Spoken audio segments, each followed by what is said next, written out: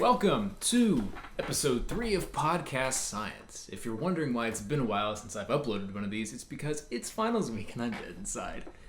Kill me. Today, rather than talk about an actual podcast, we're going on over to the Let's Plays Fishing Jamboree number 4 video, where the guys had some things to say about microwaves. Dan was saying the other day that a microwave isn't bad for you. He said like a microwave doesn't actually give out any radiation. But isn't that how they cook stuff? That's the impression I was under. I don't think it's radiation, is it? Isn't it? That's the impression I was I under. always thought That's you could why get, it's like- called nuke it. you So could it's get- called you nuke your food. Could you get cancer from a microwave? Now, it looks like the main concern was whether microwaves emit radiation and whether it's harmful to humans. So, I'll start with the radiation question. The simple answer is yes, microwaves do emit radiation. However, it's not the type of radiation that probably comes to most people's minds when they hear the word. Actually, all energy on the electromagnetic spectrum is a form of radiation. Now, some forms are much more energetic than others, such as ultraviolet light from the sun, X-rays through medical imaging, or even the most energetic gamma rays. In comparison, microwaves are very low on the spectrum, below even visible light. The harmful effects that most people hear about are actually caused by those higher energy forms of EM radiation, so UV, X-rays, gamma rays. Now, if they're less energetic than visible light, how do they cook food? The process is actually pretty interesting. They're used to cook because they're reflected by metals, they pass through glass, paper, and plastic, and are absorbed by most types of food, especially those with a high water content.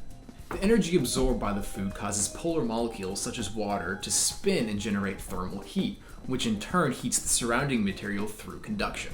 So, microwaves don't make food radioactive, and most experts agree that they don't emit enough energy to damage DNA and cause cancer.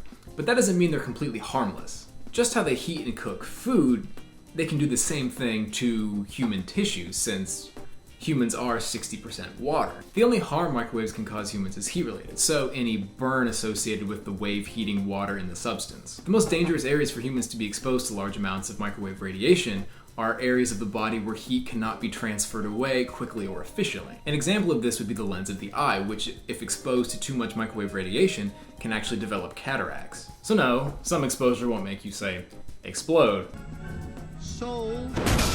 or give you cancer.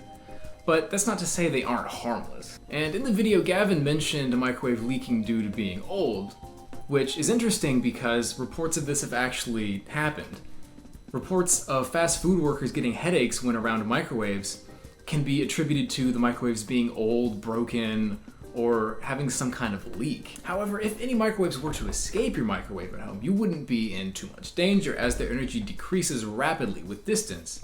The FDA website states that microwave energy also decreases dramatically as you move away from the source of radiation. A measurement made 20 inches from an oven would be approximately 1/100th of the value measured at 2 inches. Microwaves are also required to have safety features which halt the production of radiation if the interlock feature on the door is compromised. And here's an interesting fact: the radiation doesn't escape through the clear portion of the door because the mesh you see acts as a Faraday cage and prevents the microwaves from penetrating through.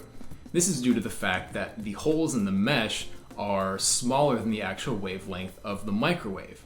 And we can see into the microwave because the wavelength of visible light is much smaller than these holes and allows it to pass through freely.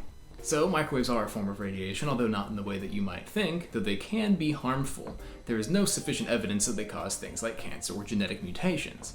Also, the FDA has strict requirements about the amount of radiation that a microwave can leak. So worry not and nuke on. Thank you for watching this video. If you liked it, be sure to subscribe as there's more coming. Like, comment, share, do whatever you feel like. Also, suggestions for other topics from Rooster Teeth content is greatly appreciated, and if I like the suggestion, it's possible I'll make a video on it. So thank you for watching, and see you in the next one. This is so hard.